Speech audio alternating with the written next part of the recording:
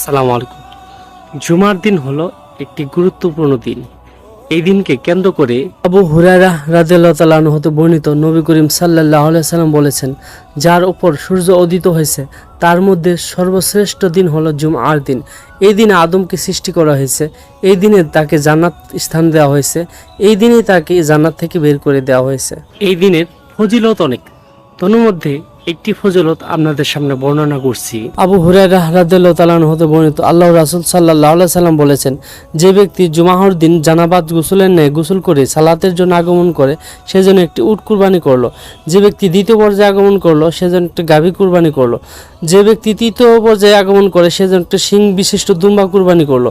চতুর্থ পর্যায়ে আগমন করলো সে যেন একটি মুরগি কুরবানি করলো। পঞ্চম পর্যায়ে যে আগমন করলো সে যেন একটি ডিম কুরবানি করলো। পরে যখন খুতবার মেম্বারে খতিব সাহেব বসে যান, তখন ফেরেশতাগণ খাতা গুটিয়ে তারাও খুতবা শ্রবণ করার জন্য বসে যান। এই জন্য জুমার দিন সবার আগে আগে আমাদের মসজিদে যেতে হবে যদি আমরা এই ফজিলতগুলো পেতে চাই। আমরা যেন জুমার দিন সবার আগে মসজিদে গিয়ে সব লুটিয়ে নিতে পারি। আল্লাহ তাআলা আমাদের সেই তৌফিক দান করুন। আমিন।